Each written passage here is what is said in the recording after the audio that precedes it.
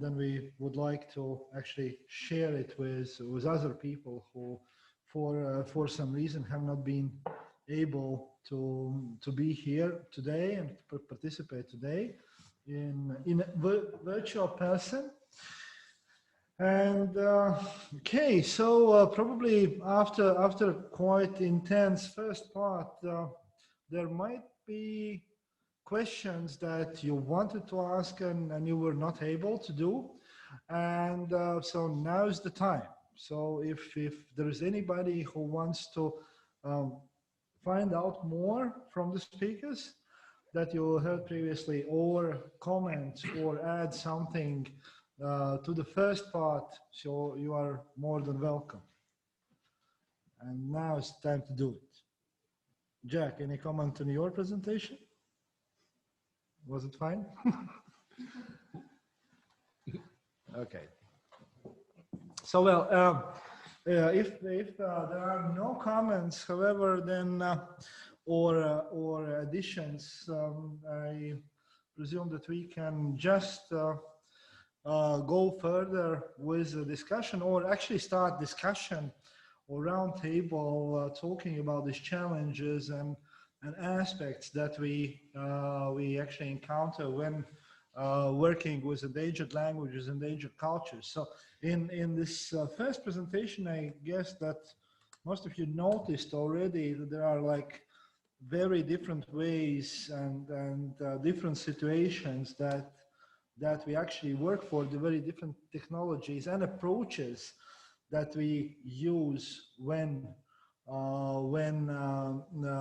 are working on. And it was also in this kind of theoretical or methodological base, it was also like pointed out by Trond and by Jack as well, also by Christian, who finalized this. And I myself would like to point out that maybe start with the fact why, in my view, digitalization is actually very good for endangered cultures, endangered languages. And first of all, it is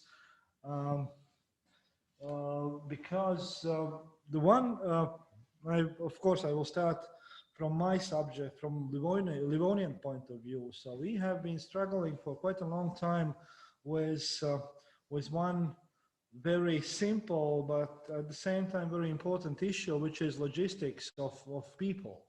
So Livonians have a history that it's actually since 50s, Livonians are not living in one certain area. So Livonians are scattered all across Latvia. So, and that makes all the, hi Olga, it's very nice to have you here as well. So Olga Zhukova has joined us from are you in Petrovskoye, yeah? Okay, maybe Olga will later tell us maybe a little bit also about developments in WEP's language as well. So, but continuing about Livonians, it has been a very big issue, this people being scattered, people not having one common area, because it affects language domains. It means that there's no very many possibilities to communicate. It affects also even simple things like teaching language, because you have to bring people together from different places. You have to bring teachers from somewhere, so from some other place, and then these digital solutions are kind of thing that can supplement this missing connection that you have in life. And I think that's one thing why or something why these digital tools are developed in general. Jack. Yeah, I'm in agreement. Yeah, and also, so but this is a question actually about accessibility. So, and I think that so from my perspective, I somehow feel that developing digital tools for endangered languages and endangered cultures makes you to keep in sight or to keep in mind all the time the real community behind that. So this is actually your question, Jack, and it was like, does the community wants it, right? And is there a need? Yeah, and what do they want? What do they realize what they want? And this is, so it's a two-sided coin, actually, is that you kind of have to sell them and say that this is what you really want. This is, see, you invented it, Walt. You're the one that wants this, and we'll help you find it. So you have to think how you can word this so that they realize what is available, and what is feasible, what helps them to find a reusable solution. I think that's the biggest thing, is to let the community realize that actually they can make a choice, and it's important what kind of choice they actually make. Well, it's also, but it also means that while developing something, we have to have this, just like Christian told about this keyboard. So you kind of, you start, in Valtic case, it was like keyboard was started to be built from the blank page given to the people, right? Mm-hmm.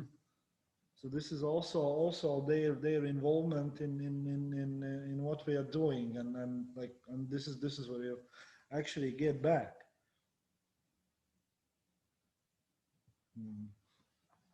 So, oh yeah, so there's something in the chat as well. Yeah, and well, another thing is actually, if we go also further, so it's basically this is a question for not maybe for those who are already in the development, but it sounded also previously. So what are these resources, or what are those digital tools which are essential, which are the first ones that everybody needs? So I guess actually the keyboard, like Simple Solutions is keyboard fonts. That's the basic level for every language, right? Yes, but so you have a keyboard, but what do you do with the keyboard is a really good question. And another thing that comes into play with different parts of the world that you're in, it might be that you have a keyboard, but you don't have access to the net. And maybe maybe learning how to bring more onto the telephone memory and playing with that, so that you can actually utilize what we've done in the description on a small memory basis. So in other words, can you put it on your Android phone that everybody seems to be able to get, and make it so that they can do language learning or something linguistically, or maybe community awareness that's feasible. I think that this is something that we have to pick up and discuss. This is what you run into in Russia, backwoods. This is what you run into in the Amazon, that people don't always have access to the net, but they would maybe occasionally be able to access it and download something, and then they want to be able to do something for 2 or 3 weeks on what they have on their phone. So I guess that's one aspect that actually makes us a little bit, like our thinking makes a little bit different, because we have, I guess, we have been too much used to good internet connections over here. Mm-hmm. Okay. Yeah. So but that's the, okay. So this is like those basic elements, but also resource wise. So for Livonian, it has been like very important, the fact that there is a dictionary. So this is kind of a base for the language, because it has this is also one aspect that has been disturbing studying of the language. So the purely that you are not you have no access to language resources of any kind, which starts from the dictionary itself. So there was kind of if we look back in time, so there are many dictionaries like published, but they were meant mostly for scientific purposes, which means that for community itself, it's very hard to read in phonetic transcriptions, for example. And then they also used scientific language, which was for 30s, it was German mostly. And then again, so it made almost inaccessible. So it's kind of something that that community has provided one direction, but can't actually get back enough to move forward. And that's actually the language question. And this is that we stumble upon, and this is one thing that I think needs more discussion, especially for those endangered and extremely low resource languages, and that is the aspect that is overlooked in very many cases, which is the language itself. So the thing is that if we work with languages like Livonian, Baltic, there are very few people proficient in a language. There are very few people who can join in the process and who can help to do work with the language, even scientists as such.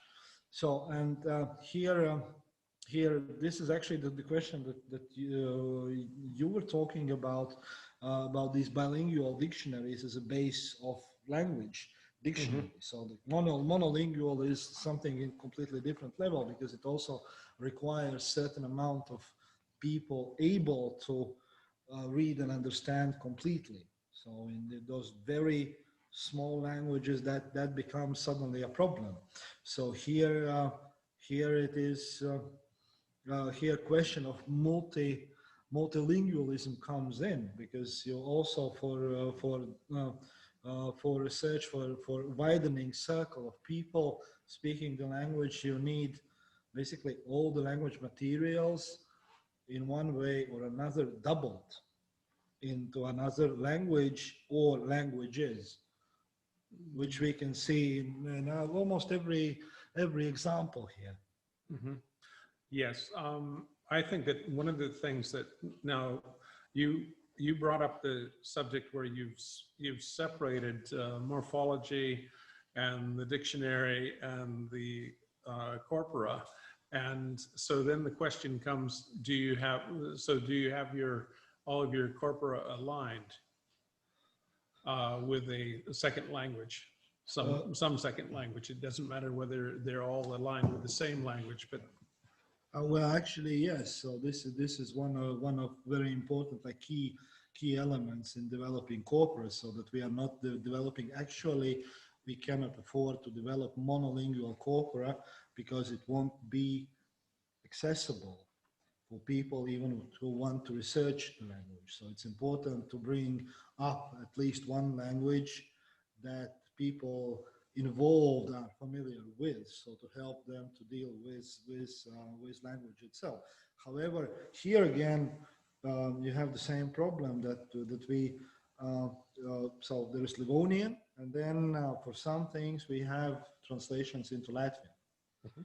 which allows access for those who are proficient in Latvian. However, very many people or most of the scholars working with Livonian language are proficient in Estonian and not Latvian. So that means that we should add also Estonian dimension.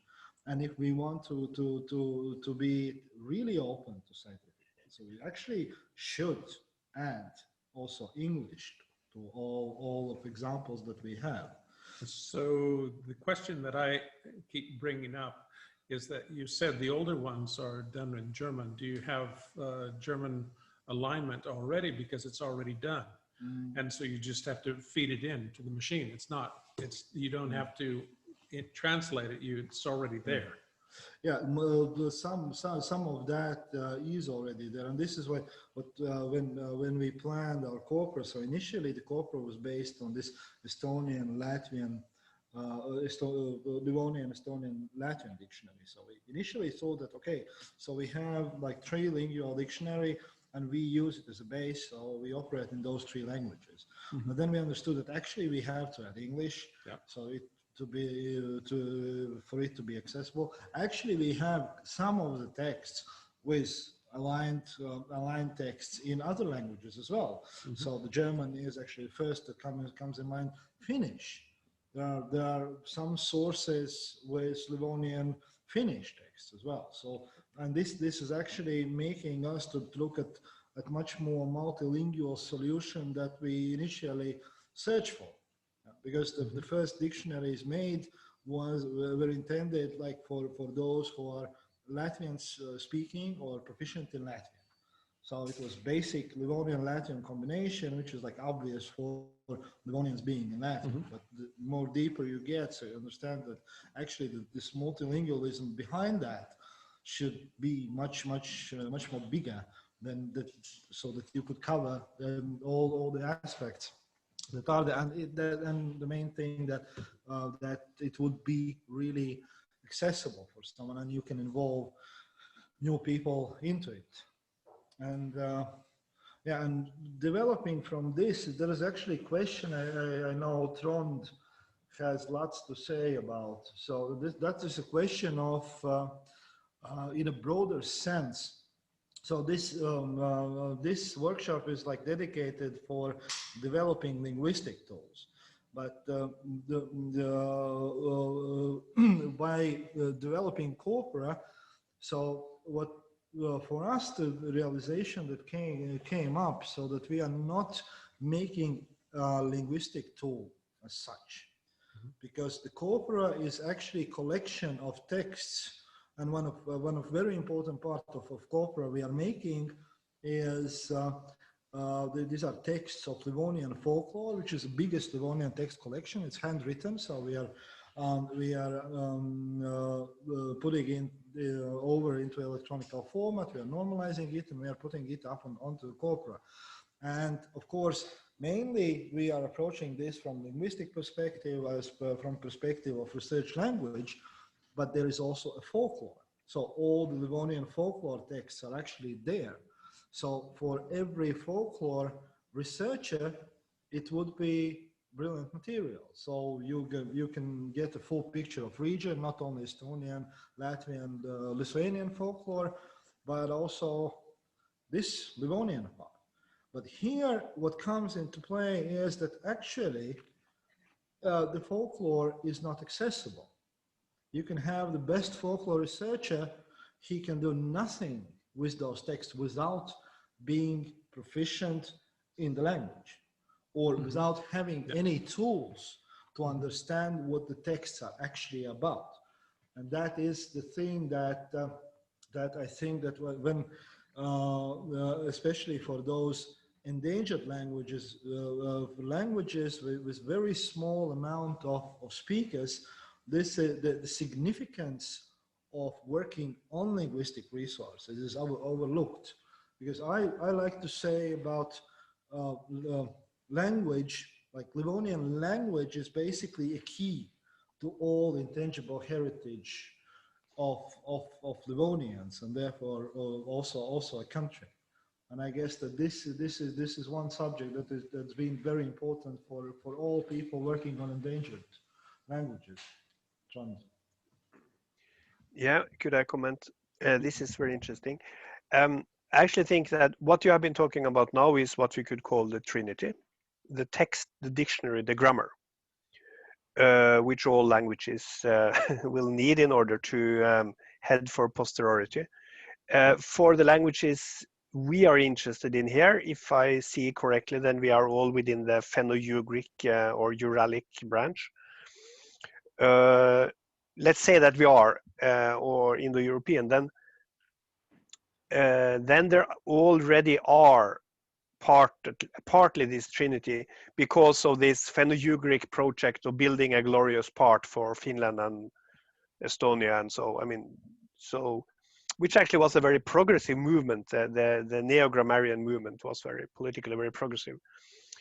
But if we now then shift the focus to language revitalization, I mean, because suddenly you can say that if the goal is to find the linguistic past, then of course Livonian is as important as Finnish. If you only are looking at what languages we need for EU integration, then of course Finnish is more important than Livonian. But if you look then at revitalization, then of course we again talk about Livonian and South Sami.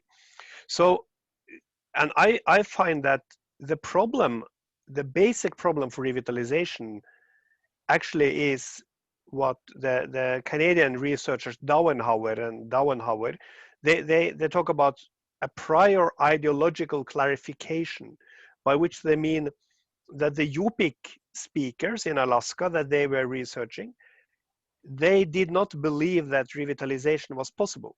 And of course, what you believe tends to come through, right? So when you are convinced that it's impossible, then it really is impossible. And Annika Pasanen, who has been researching Inari Sami, her key understanding of the difference of this situation is that the Inari Sami speakers simply have had another prior ideological clarification saying that yes, revitalization is possible. So it must start there. So revitalization is possible. We want just revitalization and let's do it. So without these three factors, we are not there. And then comes before we go to language technology, we have to have the language planning and the standardization, right? We need a written language and orthography, a vocabulary, the dictionary, or we have to clarify what to do with loan words, whether to have loan words or whether to build the words ourselves. All these things that were already there before language technology. So this is nothing new, but this must be more or less in place. And then comes the question, how important is language technology? And then the first I would say is to, of course, to beware of computer fetishism.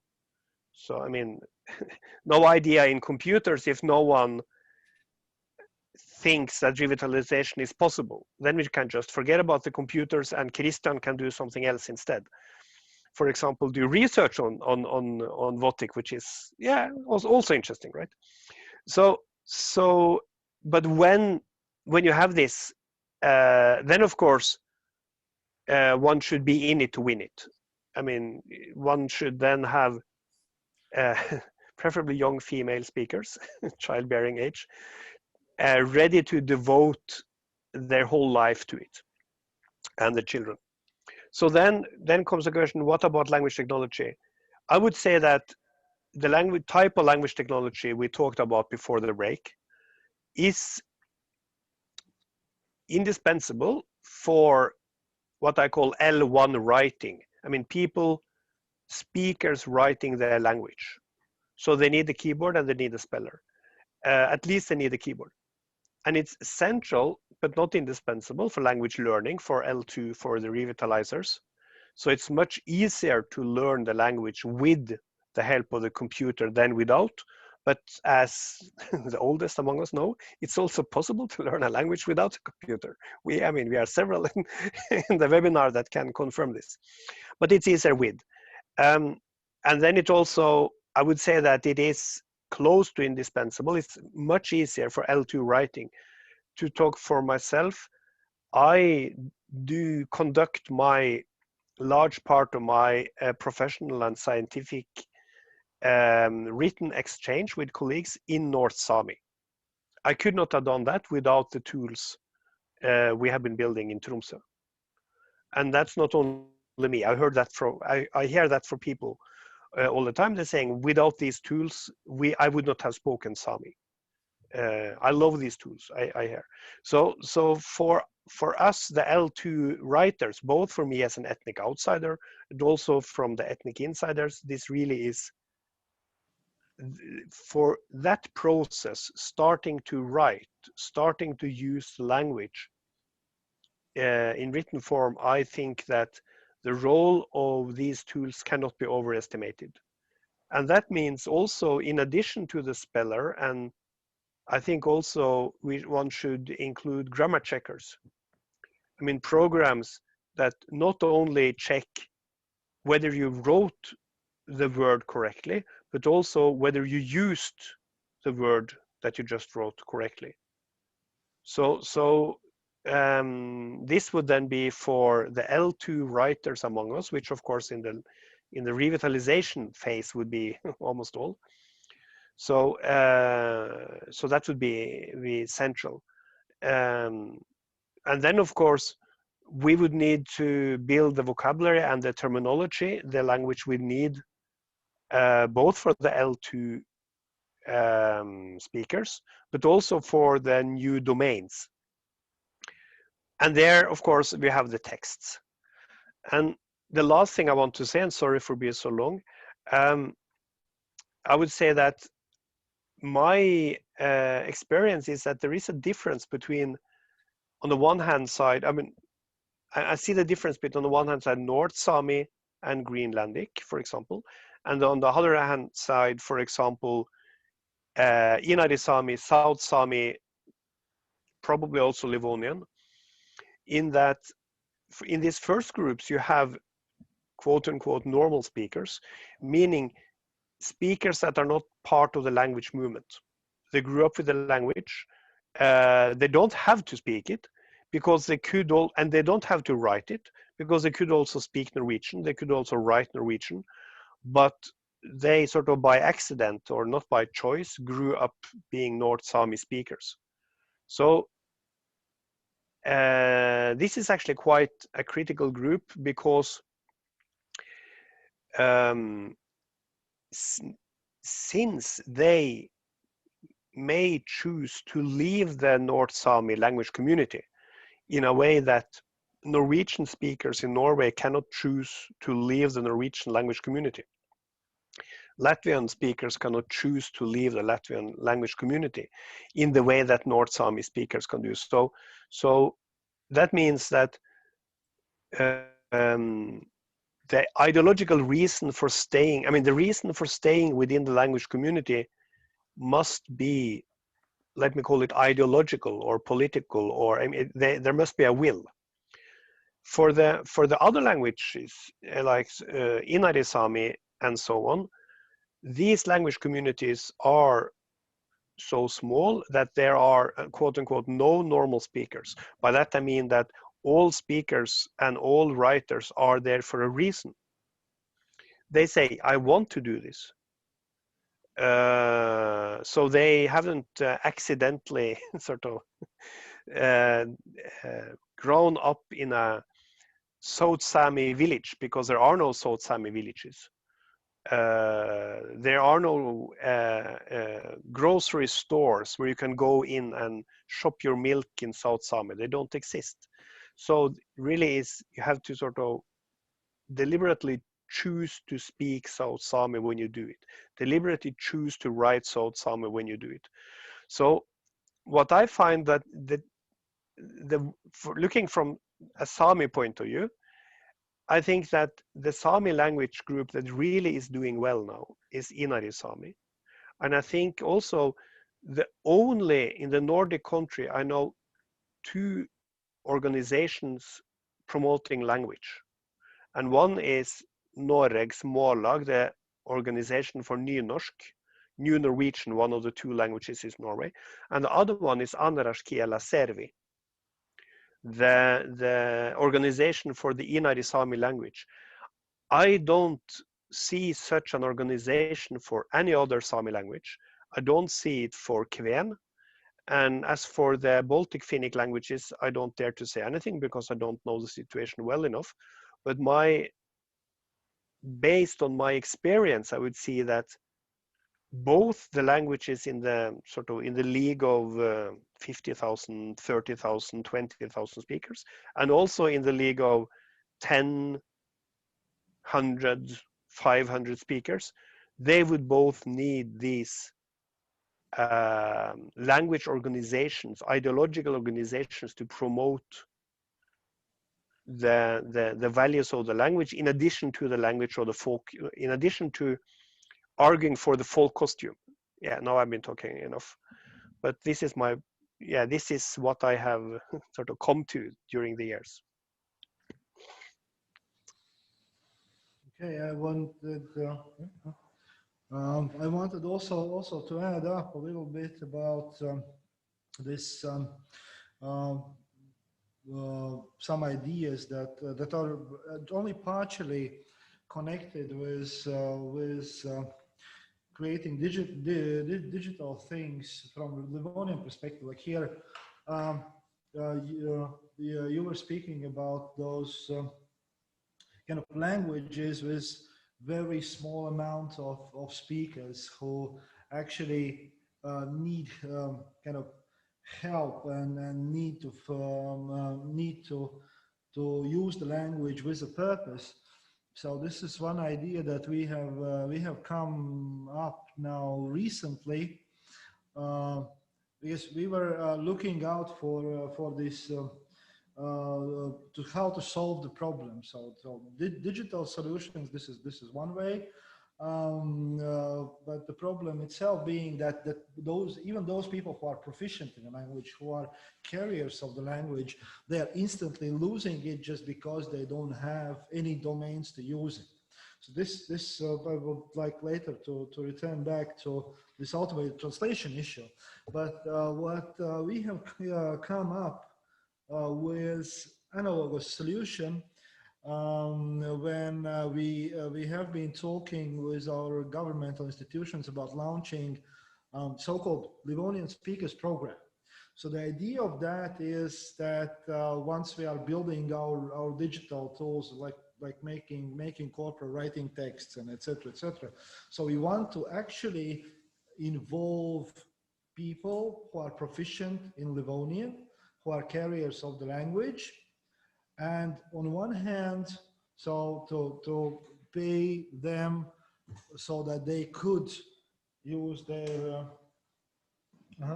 so that they could use their language for a benefit of what we do. So for example, and according to what skills do they have, either to read in dictionary so that people can hear how it is pronounced, or write over the text, or index something, or just write some songs that we can publish and analyze. And on the other hand, so this is one way how do we create that language domain, and we create like instant ability for these people, instant possibility to use their language on regular basis, and therefore not to lose it. In a meanwhile, I would like to give a word to Nicola now also for a comment. Okay, thank you. Can you hear me? Yeah. Yep. No, yes? Okay, fine. I was quite impressed. Well, I'm still digesting what Trond told us, because it was really quite a lot, and a lot of things we could discuss. And I would just like to point out two things. One about writing and standardization. Well, these are actually two things, not just one. Well, one is the question. I actually wondered this morning that there was very little mention of writing and the problem of language varieties and of standardization. And also now Trond mentioned it, but then you also said that, for example, we want to have a grammar checker which says people whether what they write is right or wrong. So in the case of non-standardized languages, it's not so straightforward to say what is right and what is wrong. So I just want to discuss this problem because this is a problem for all the technology we're talking about. Yeah, when we make a dictionary, we do set a standard, or we use a standard, or we, even if we don't want to, we influence the standardization. If we make a Valts tracker, we do have an idea of which spelling variants are right and which are wrong, and so on. So this is just to bring it into the discussion. And the second point is also connected to writing, because, well, you very well described the state of the art of language technology for endangered languages. But what I'm actually expecting from future language technology is that that it takes much more into account spoken language. And also, well, there are language communities which are happy to use their language as a spoken language, and maybe they don't have to write, they don't want to write because they have another language in which they write. So I could imagine your Sami speakers who just don't see the point where they should write in Sami. So because they can do all their writing in Norwegian and they don't have so many writing partners with whom to use Sami. But that doesn't mean that they will give up the language. Maybe they will be happy to have it as a spoken language. And so that was also my question to this expert on language technology. What about spoken language and language technology? Yeah. Lots of questions. Could I comment? I have been talking most about writing since we have not done very much with spoken language for Sami yet. We are starting after Christmas actually doing more. First about this right and wrong. I think the situation of whether this dialect is right should be chosen, or whether that dialect should be chosen, and whether this dialect actually is a separate language or should be considered a separate language, is something that ideally should be done before one starts doing this type of language technology we have here, right? And for the Sami languages that has been done. Then the second question comes then, okay, for example, North Sami, there are varieties within the North Sami dialect area.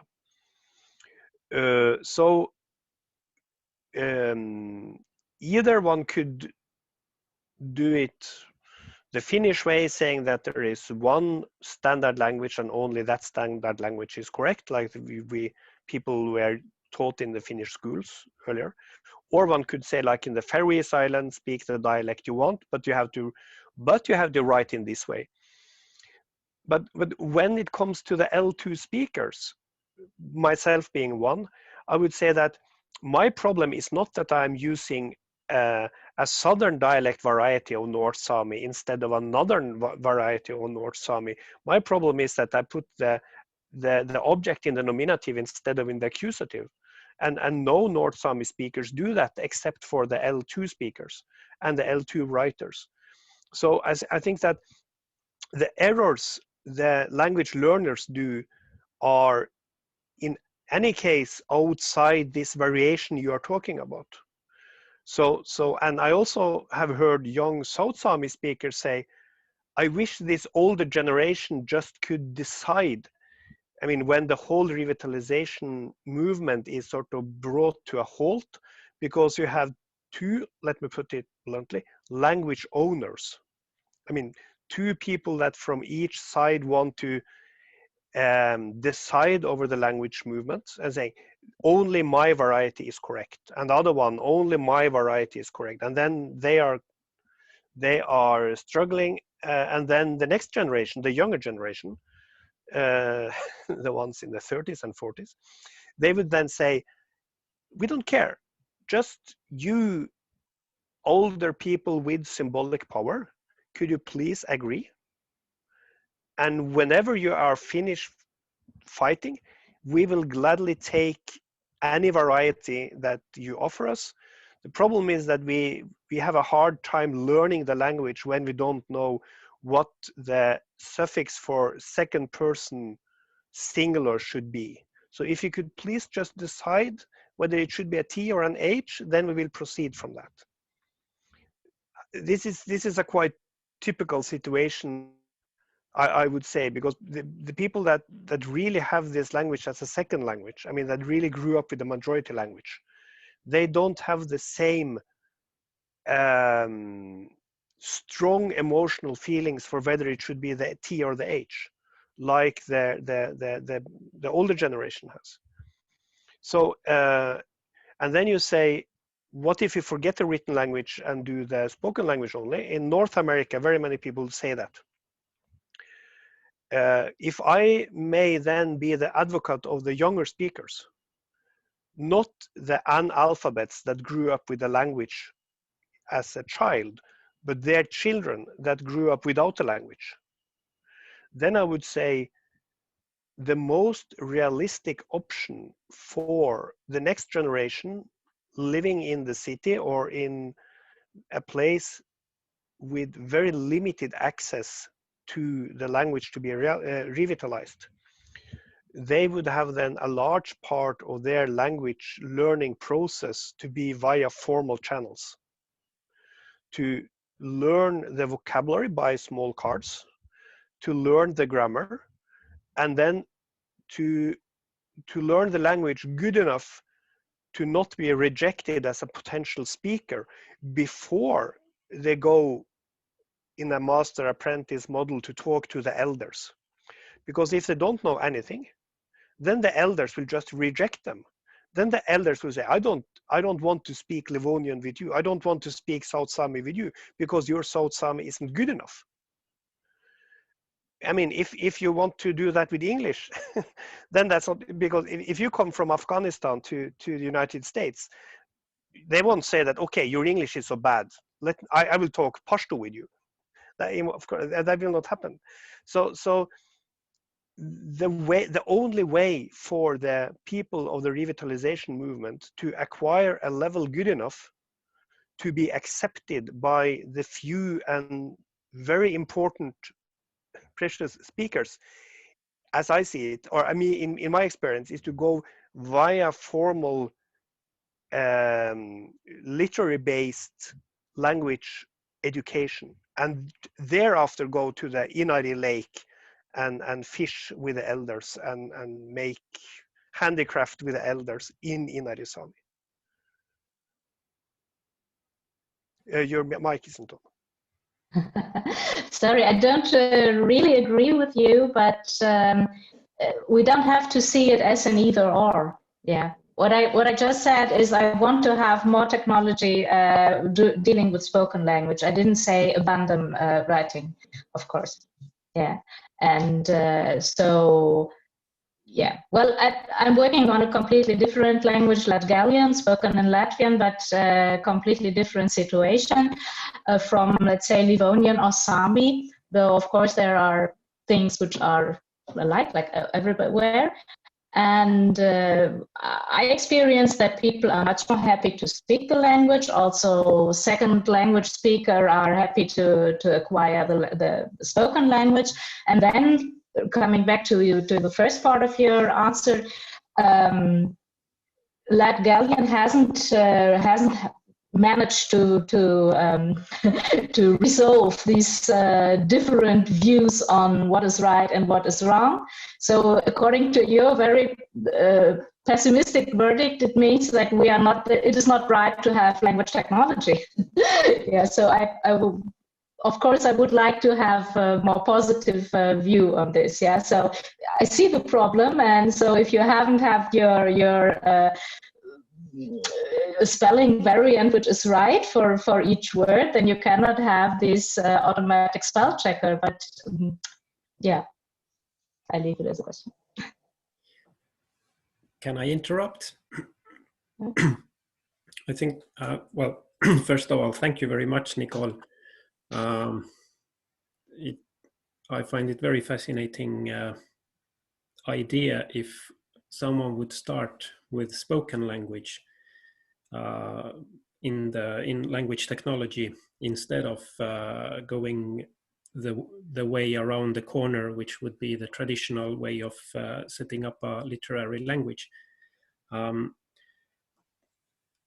This somehow brings up a problem that it's very vague, but I want to try to bring it up, because I think all languages, also the ones that are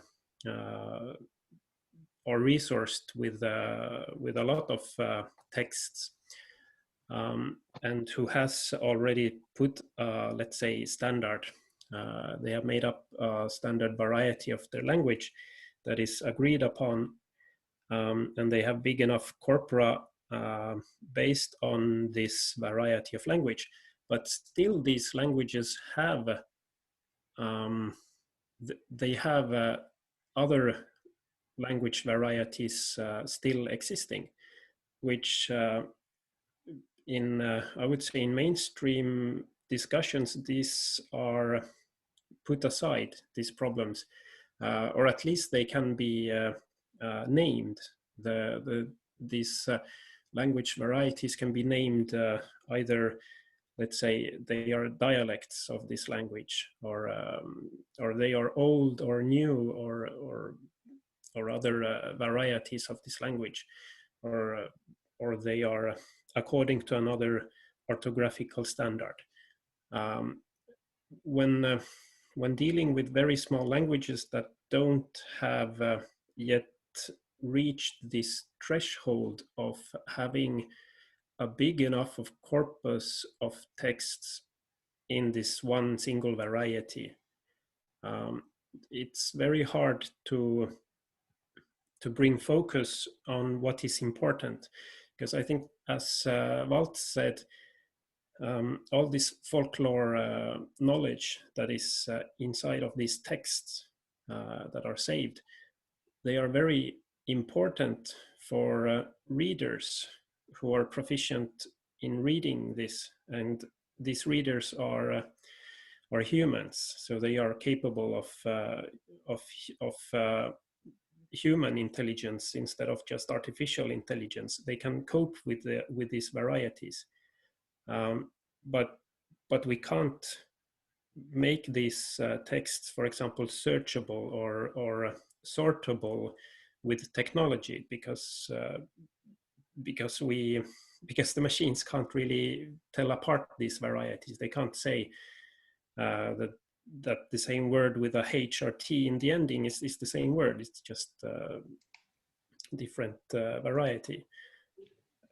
This, I think, the main reason why the Votic keyboard took so long time to deliver to the community is because there was this, we had to wait for some kind of threshold to be passed that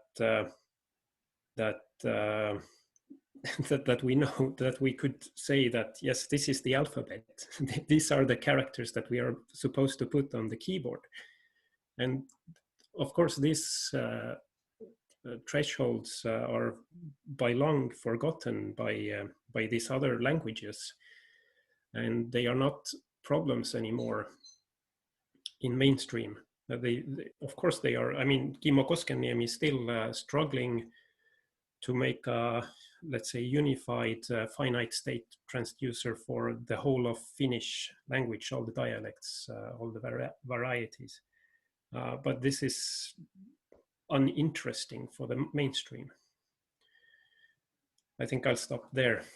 But yes, so of course, it would be very interesting to see if someone would start not going through the orthography or the characters, but start with voice recognition, where it would be, I mean, it's okay if the computer understand the H in the end of the word the same way as the T in the end of the word, because because it's correct. But of course, if yeah, you understand. Thank you. So one of the things that I dealt with was with Sulev, working with Voro. and one of the big problems that I had in describing is so that we could recognize the text was that we had maybe six to nine different possible paradigmatic designs. And so one of the things that comes to mind is that, yes, we can build that. It'll take that much more time. But on the other hand, what form do you want the computer to feed to the second language learner or the first language learner? Should they be able to have 9 different language variations that they then you pick and say, I want to hear that in the northeastern form of this language community. You come to a point where you get a small community and they haven't quite come together on what is the accepted norm, but that's not the only challenge of a language like Vodo. Vodo also has challenge because they have certain letters that some people would prefer not to have them written down, but for the second language learner, that's the only way you can see that, oh, you're supposed to say it this way. But the native speaker doesn't think about it that way. They think, well, I just want to be able to read and write. And so they're leaving a lot more room for work with the computer. I see that when we have a written standard, that means that people have come to an agreement as to what they can work on. And yes, if you didn't have a standardization of a language, I don't know exactly where you would have to begin, because there's so many different points of departure. I would then say, well, when I speak to Valts, I want to talk like this, but when I speak to Gunta, then in a different way.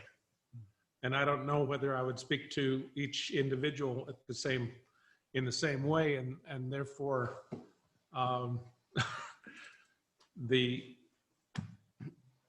don't know how you'd get the system to automatically do that, unless of course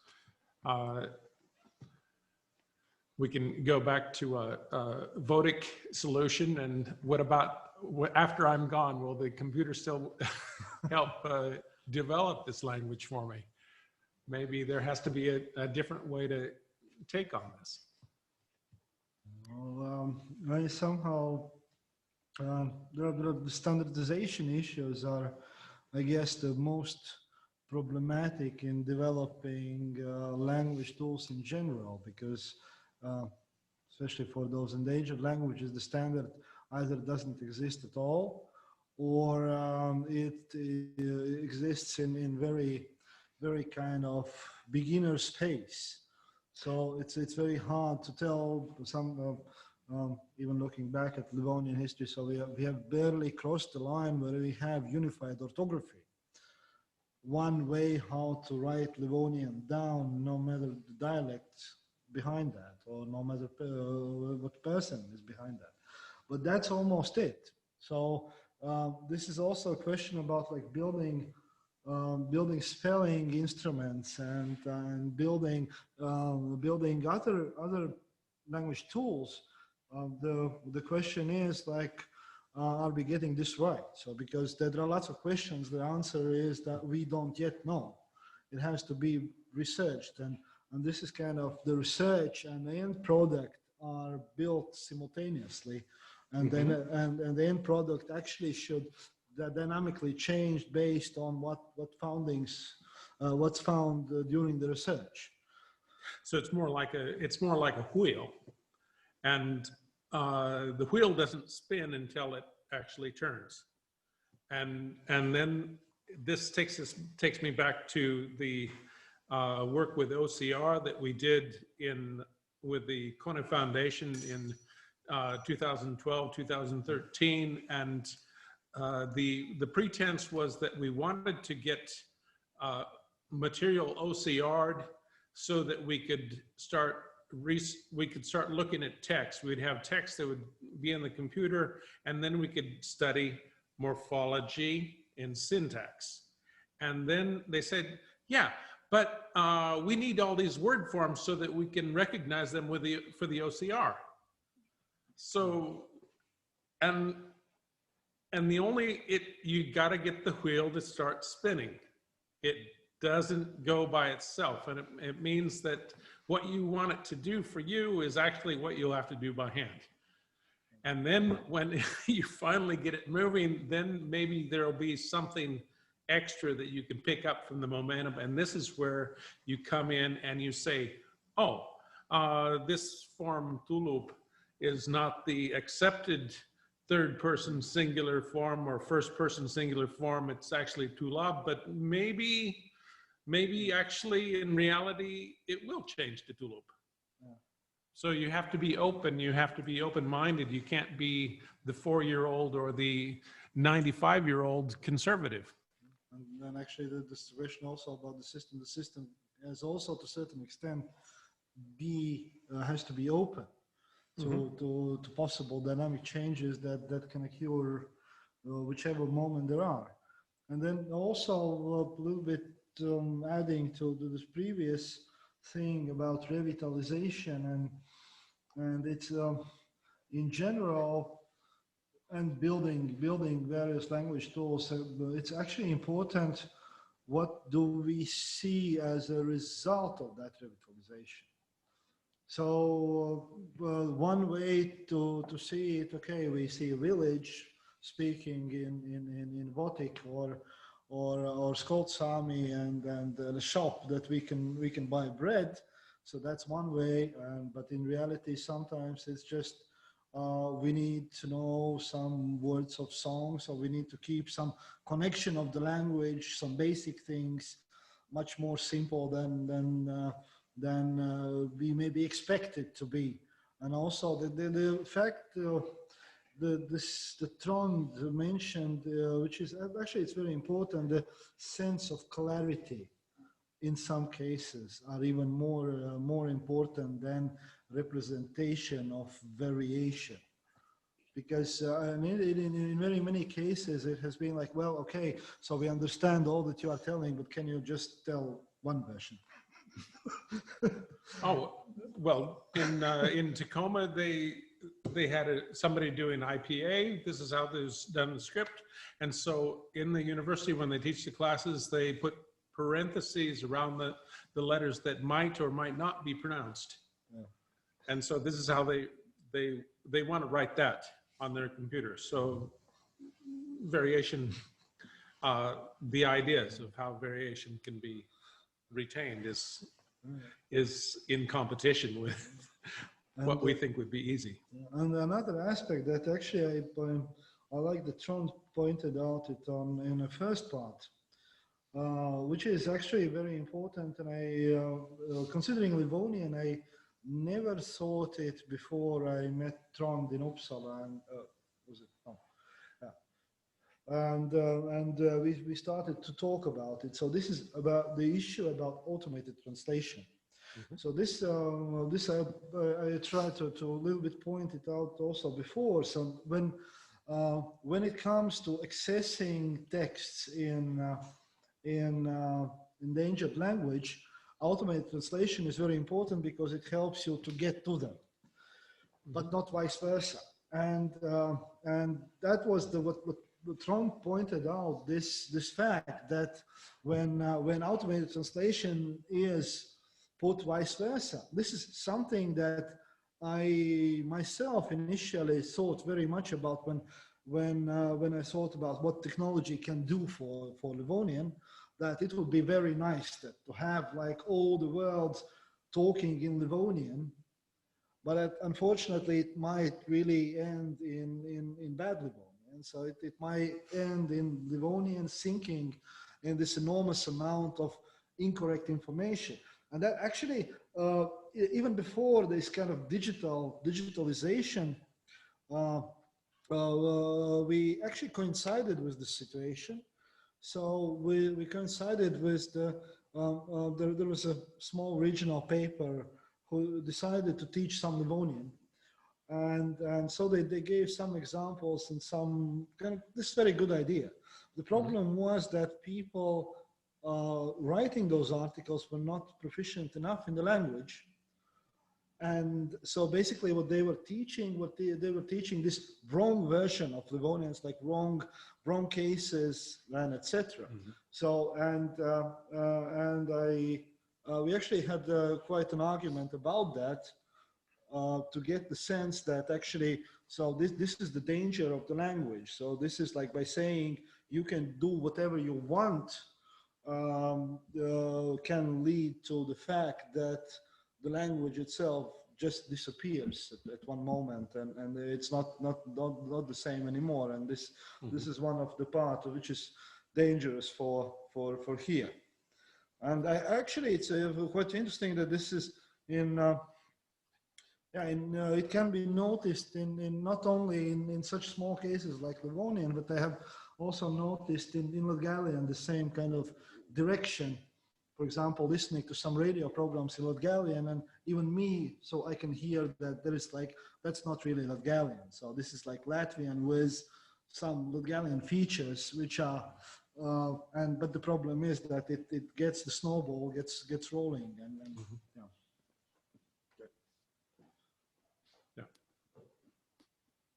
No, I think that this saying that anything goes is going to be a problem. Could I comment there? I'm sort of doing fast study on Latgalian, which is very interesting.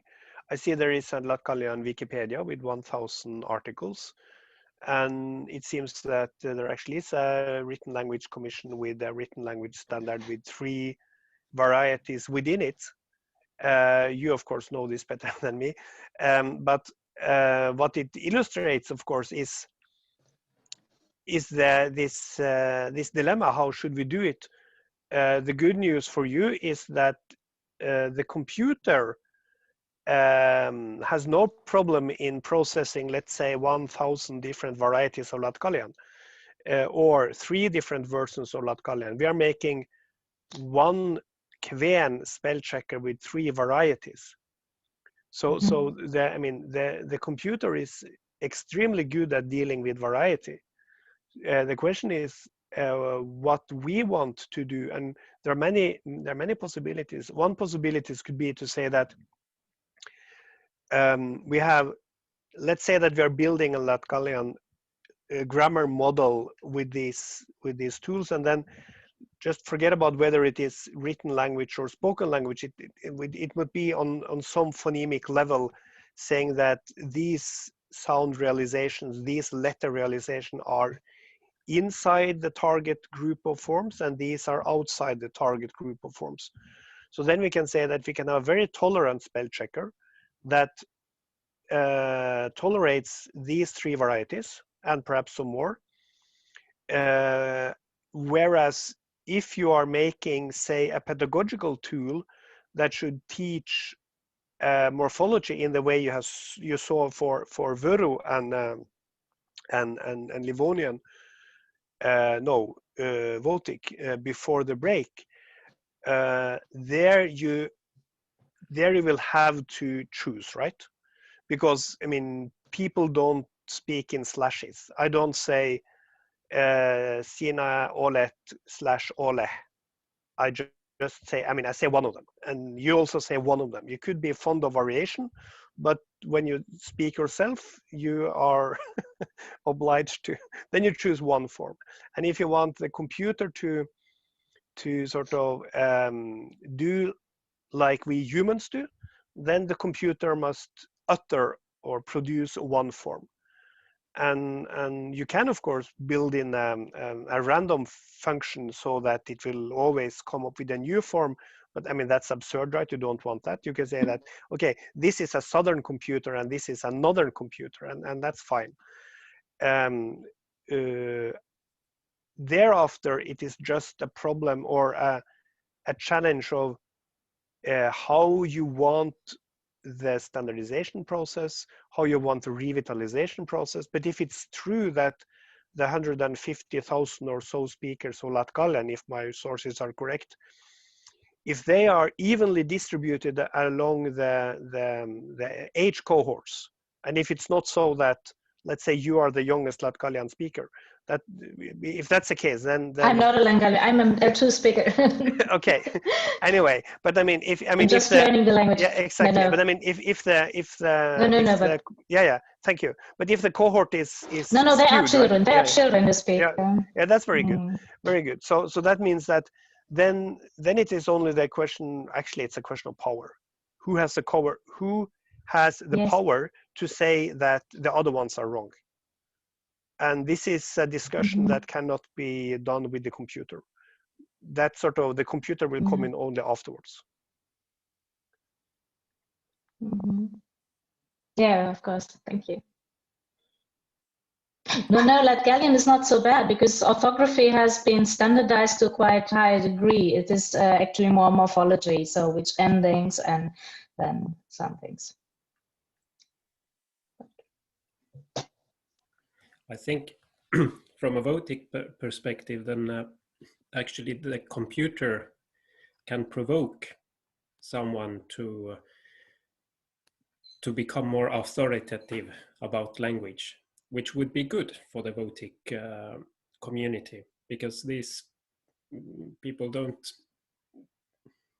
I mean, they do exist, but I mean, yeah, we can also use the computer as a provoker for people to speak or speak about their language. If they say that the computer speaks wrong, that's already a good step for Votic.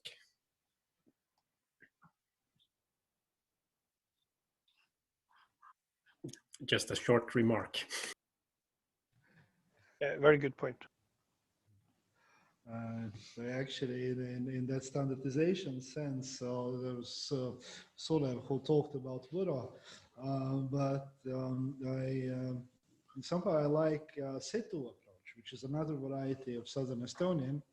And so they also had quite a large discussion on orthography. And then in one moment they ended up in a perfect decision that everybody can write as he wants to. And they will publish the same in the same book with no kind of problem. So this Seto anarchy is actually also one nice approach to how to solve issues. However, it makes a little bit hard to maybe build corpora, integral corporas and these kind of things. And to learn language. Yeah, that's the point. You can build corpora, and the corpora will be good for research because they reflect the variation that there is, and then in 10 years you can see which variant got the most adherence, but you cannot use it as a base for a spell checker. Or you can, if you do it like Tronsat, you can make a very tolerant spell checker, and then which maybe over the years when people agree about which form would be the best, then you can. So but I actually was. Yeah. I still think that there are different interests there. We as linguists are of course interested in sort of the real thing, what people are speaking and their mental grammars and so, whereas both the revitalizers, but actually also the ones that just want to read an opinion article in the local newspaper or on the local web page or on the bulletin board in the shop will find it harder to read a phonetic or even phonological transcription than it is to read a standardized text, simply because it is easier to read a text when you know on beforehand how the different words are written. So I mean the familiarity of this and this word, this and this construction makes a standardized language easier to read than a situation where we all write in our own dialects, and even worse, with different orthographic principles. But even should we have identical orthographic principles but different writing practices, since we all speak slightly different, it would be harder to read. It would simply be harder to read. Of course, if we standardize what we write, then our colleagues, the linguists, will be deprived of an authentic corpus. But I think that we as linguists should sort of step back and say that, okay, this newspaper was actually not made for us, but it was made as a tool for discussing what's going on in the area. So Yeah. I wanted to comment on this from this Livonian perspective. So because there are very few people proficient in a language, so the language community itself is very small. And but there are, of course, quite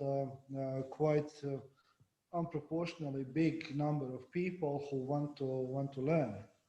So and here we also by developing our corpora, we try, and not only corpora but also this lexical database. And so we try to find a balance between our researchers' interest, where we really want to fix every single word form, every single form, every single sentence, no matter how wrong or right it is. And then another is this public output, so which is accessible for everybody who wants to study the language, and which has to be in one or another sense simplified and not shown in this like entire amount of data. So basically, if what we have built in our system is that we can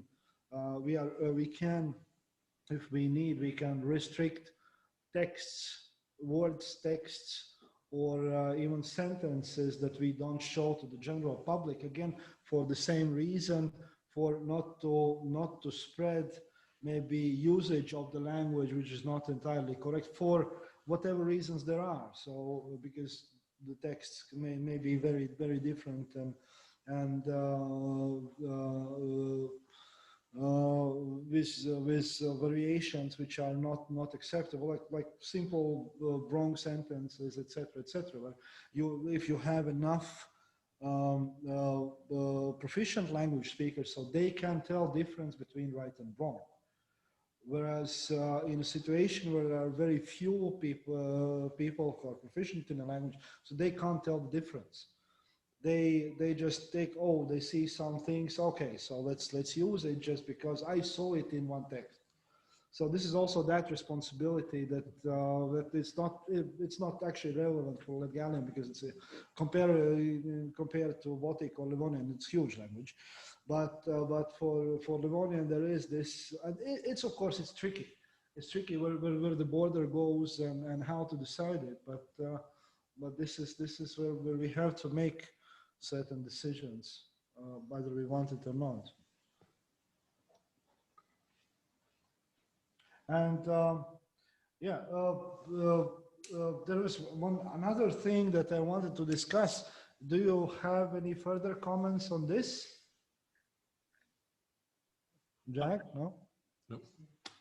I would have, I would bring up the first question about keyboards. I think Jack, he didn't put it into words, but I would like to put it into words about this keyboard. I think we are very old-minded and old people here, even thinking about keyboards. Sorry. About these mechanical things you put on the table. I think people, younger people, next coming generations will see these mechanical touchable things less and less, and they are living in a more screen-based touching,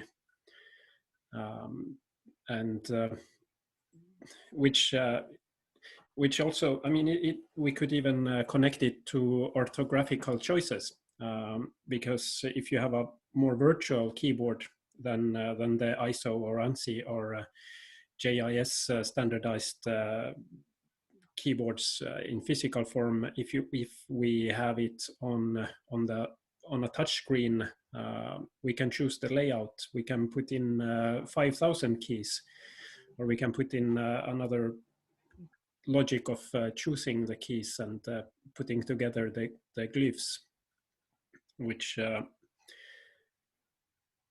I have not taken into consideration for Votic, but I think it should be taken into consideration for, or let's say the next guy working with Votic should take this into consideration.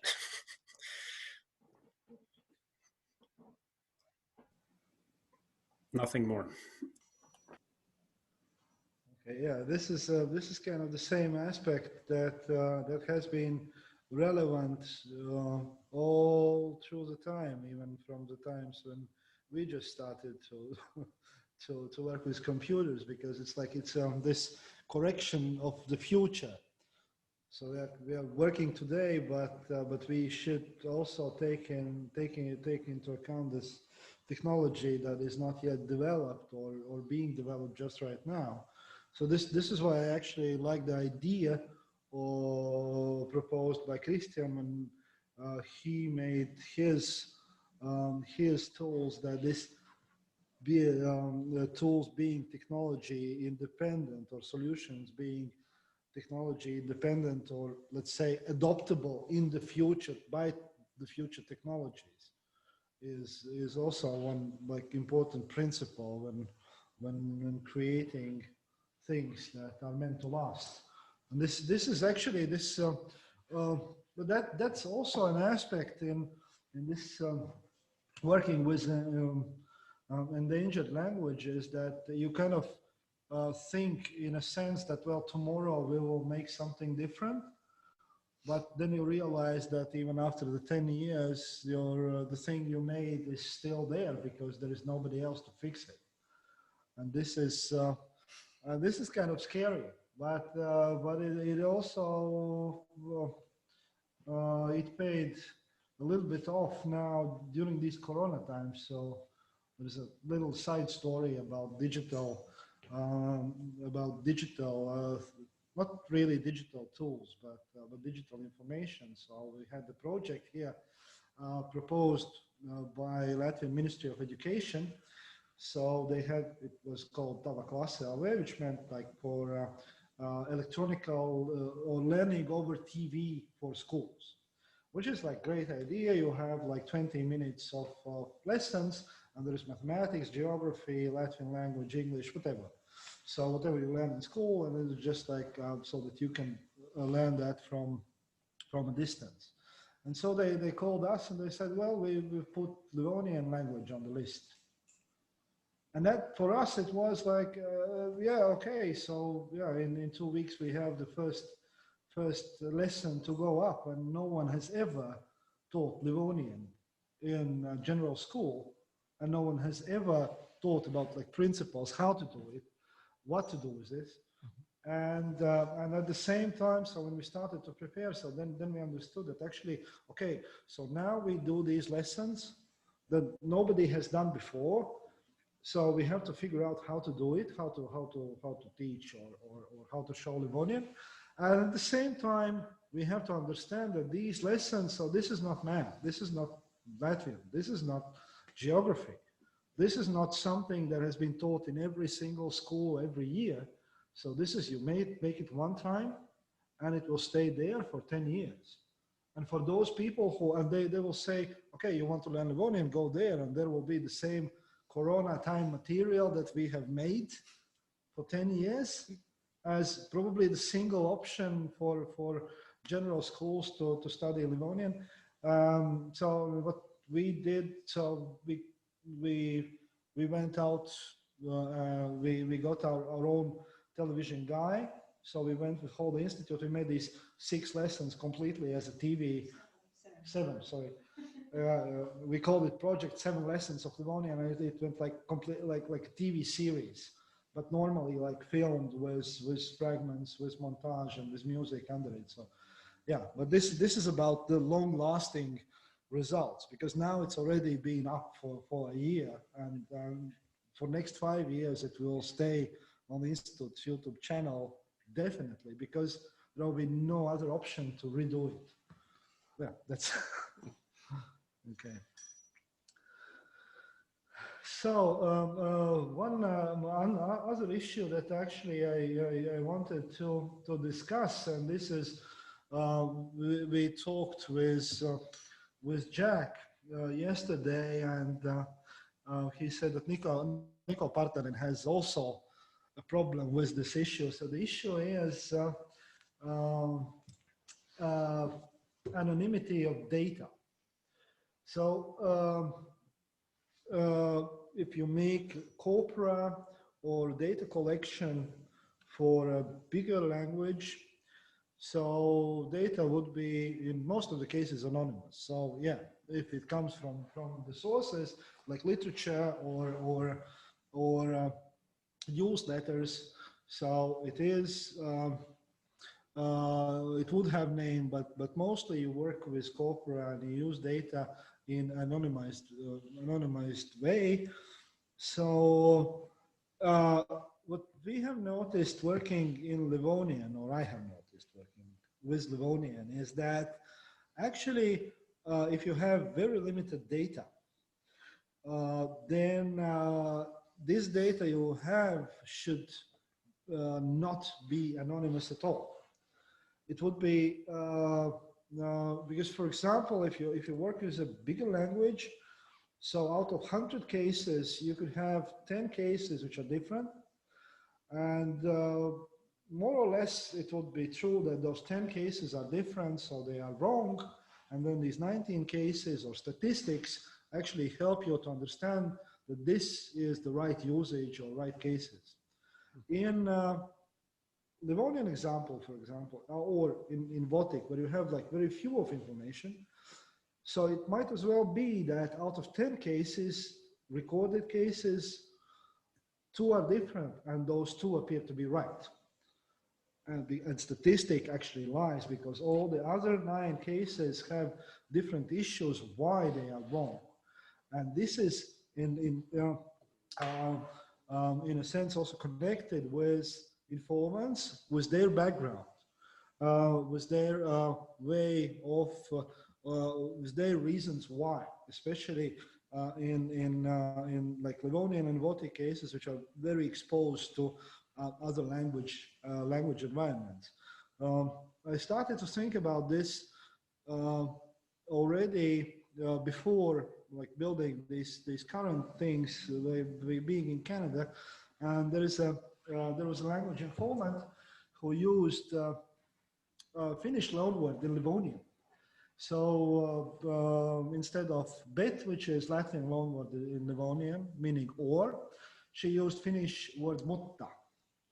And that I noticed quite lately in our conversations, and I was just confused because she was Livonian, living in Canada. She had a brilliant Livonian language, and suddenly this Finnish loanword comes in that I've never noticed anywhere else. And then when we talked, that it emerged that when she was 17 years old, she spent 6 months studying in Finland, and then returned back to Latvia and then went away from home. So somewhere in her mind, this Finnish language still lived, and when he talked with us, she kind of corrected her what she thought was wrong language use by this Latvian bet, replaced it with next thing that came to her mind. But that, like for me, it proved that it's very important if you want to make conclusions about language, especially in those cases which are not common, in forms that are that could be caught very seldomly. You have to know quite clearly and precisely the history of your informants, of where does this form comes from, why does it come from, and that anonymity issue. It's actually, so this is kind of a dilemma, because the more we are into the digital age, the more anonymity is requested, but at the same time here, this is where anonymity cannot be afforded. Yeah, this is a thing that I've run into when I have worked with more Vinnic languages. There's a moksha that a lot of the time in Western research, they will quote the publisher, and so essentially it sounds like having a English quote for an English quote would be to be or not to be, and then they say New York Times. Is that really what it's supposed to be? No, it's not. It doesn't tell you a single thing about where this set of words came from, and it just shows that the research group is not adequately interested in documentation, and so you can't expect results to represent anything that is documented, and therefore it's quite important that you are able to access information on the source, and that you bring that source information, make it available.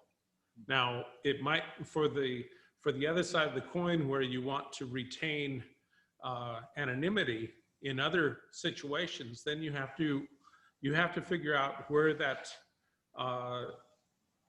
threshold is. Where do we stop? And I think that one of the things that we talked about Nico Partenen's issue, and this is also something that is going on in Kielakas Institute at the University of Oulu, where they're looking at oral materials, and they want to avoid proper names so that somebody doesn't start talking about Joe and Susie, and then somebody listening recognizes the voice and say, I know who Joe and Susie are. They don't want to do that, so they have to be able to break that off. But if the person decides to sign in as a researcher has access to the corpora, then that information is available. So the thing is we want to find ways to bring this information out, make it as public as possible, but there are certain things that we have to not let go, and these would be the proper names that might come out in the wrong color.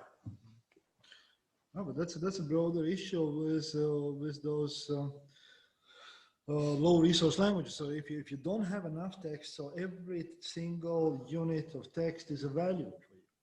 And so, for example, letters, personal letters containing very sensitive information even now. So written maybe in 30s, but that's something that you just simply can't publish. And this is why it's actually very important to hold this, not only this language-wise, this border about like what's public and what's not, and what could never be public, but also do this information-wise and person-wise, so that somehow to retain a balance. But anyway, so you have to use every single shred of information you can get your hands on, especially for those small languages where just simply don't have information enough.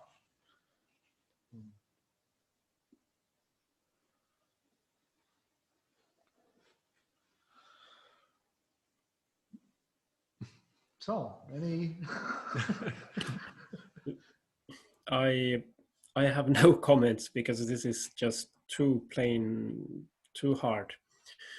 I know researchers in Helsinki University who are doing a project on Romani language right now, and they try to incorporate GDPR into their data set, which means that even the ones who has been recorded, they can afterwards, let's say in 20 years, they can change their mind and take back this data to make it not available anymore from this as a resource. And yeah, it's just too hard to, I can't even imagine of all the problems coming from all of this. I do sympathize that everything should be kept there, and if well, I think the easiest solution is to have some kind of login and usage agreement with those who have a more privileged access to the resources. Yeah. No further comments. Actually, this I think is one of extremely important issue in general. So it was not very much thought about maybe, let's say, 10 years ago, but currently it's becoming more and more important. And there's also, so for us it is like there are materials coming in. So we have an archive of archives given by different people. And then, of course, it's not only their material, but there is another people behind that. So it gets really tough, because all this information is extremely important, and every single unit is something that we should use. But this is tricky.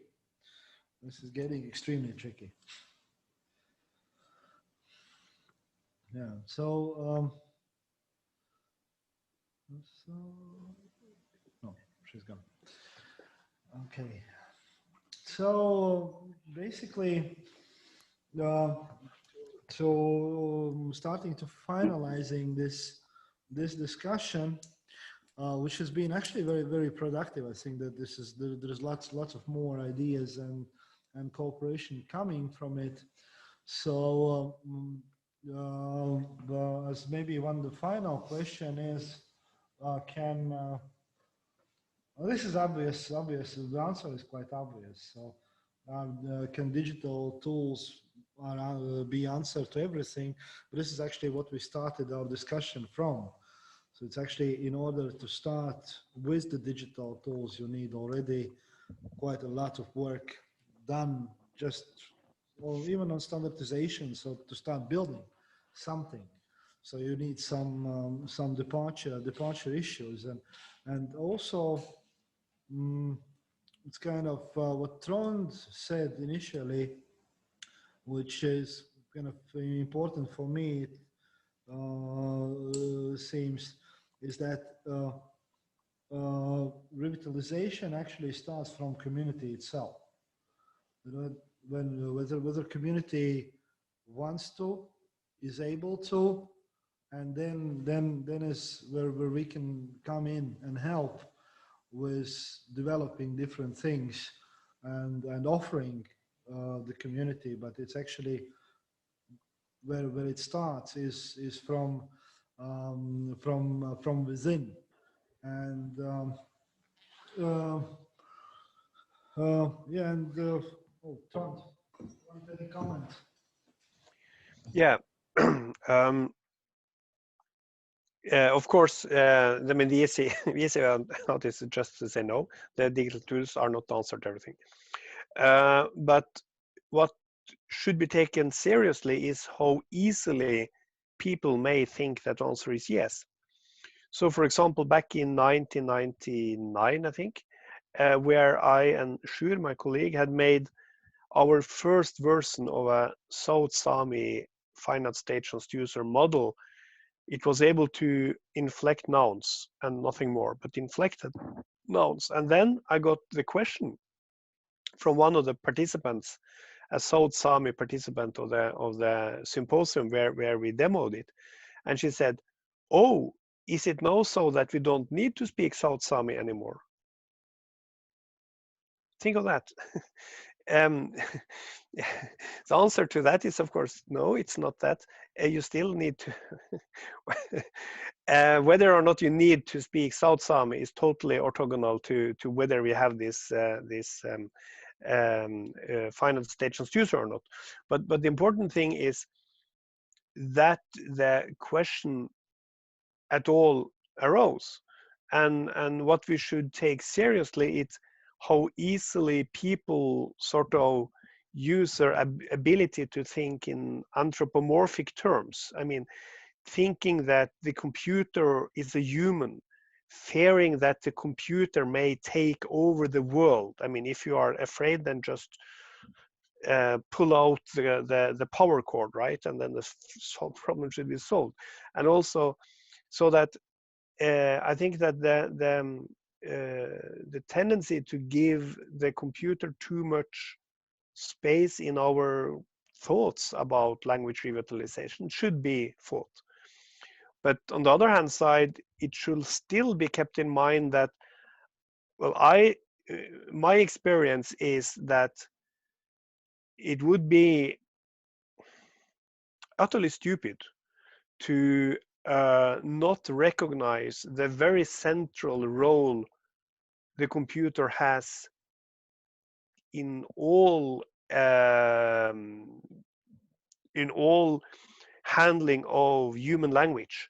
You're talking about whether Livonian needs help from the computer. I mean, the language with the most help is English, right? So it's not so that poor Livonian needs much help. I mean, all languages have help, or no, all languages can get the help from the computer if we only, as linguists, as language technologists, as language planners, provide it. And that we should do.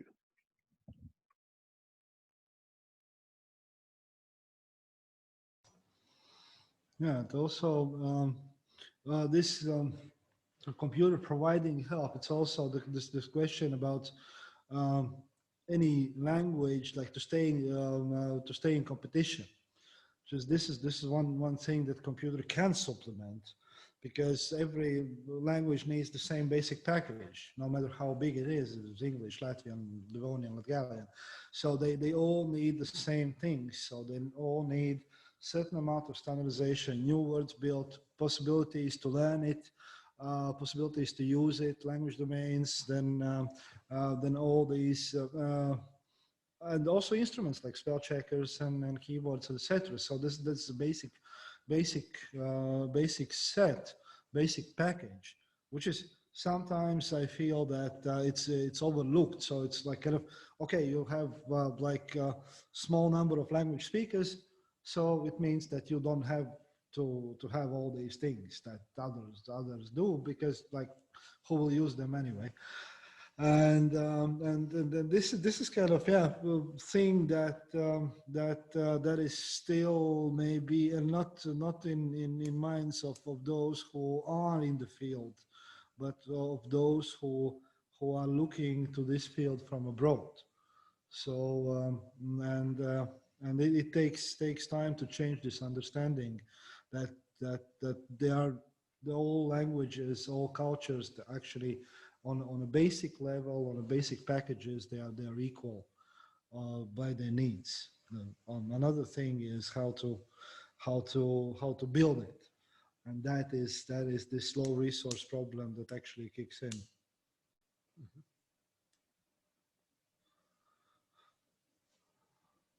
Okay, so I somehow feel that we have come to the conclusive part, and I am really grateful for all of you who participated today in this both the first part and also this discussion that I personally find very very productive, and I think that we have like quite a lot of things that to think on, and quite a lot of eventual cooperation project between all those who are dealing with endangered languages all across the Northern Europe. So we certainly here, using the possibility that Jack has flown here to Riga, we will have another meeting tomorrow discussing very practical things for our and Trond's cooperation as well. And I probably wish all of you the same thing. So because everyone working on this particular field has encountered something that he can help to solve others. So, and I think that on this, so this much it would be from me. So is there anybody else wanting to say something in conclusion for all this discussion we are having? Jack, Trond? Well, first of all, I'd like to say that this although we met in Portugal last year and we discussed the transducer for Livonian, that's something that's been sitting on my shelf for a long time, and blowing the dust off of that and deciding what can be actually done for it. It just means that we touch again on what you have then worked out since 2014 to come back into contact. I think that this is one of the important things of meetings like this, is that we wake people up and say, hey, let's take a look at these things again. Are we getting closer? Can we get closer? Can we share things that we've learned over the last 10 years? My comments would be, first of all, thank you to Valts, the organizer, and for taking the initiative, and also to the other organizers. I see people going to and fro with small paper clips there, which is very good. So thanks to you. For organizing what I found was a very good workshop. Why was that? Because for me, even though this is what I'm doing and have been doing for 20 years, the discussion we have had and the comments from all of us, all of you, have made me sharpen my thoughts and my concepts of what's important, what's not that important, what's necessary, and what's only nice to have. And also it was a very nice source of inspiration to see what has been done for Vero and for Baltic and for the other languages, and talks to Sven Erik and Christian and the other ones that were speaking. So I was and also Jaska. So I was very glad to see that, and also very glad to see to be a part of the discussion. So thank you to the organizers. Thank you also from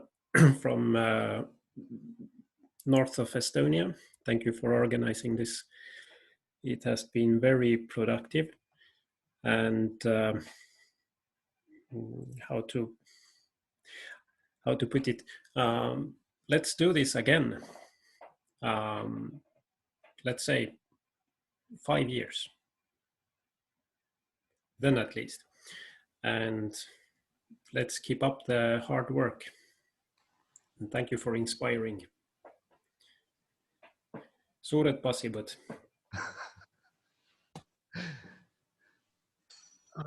Tienu sulle, Valt, and many thanks from Tartu.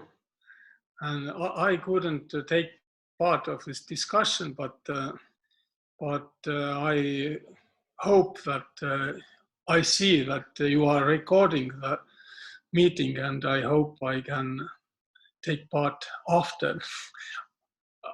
Passively, just listen, but I am very curious to hear what you have discussed here today, and what Christian said, that next time that today's meeting shouldn't be the last, of course. I hope meet with you after some years again. Thank you, Tieno. So thanks and Tieno for kind words. I do hope that, because it was very inspirational and full of ideas, as I already told, for me as well, because somehow you have this feeling that working on a field, that you don't have proper time to stop and look around what others are doing and how you can connect with them.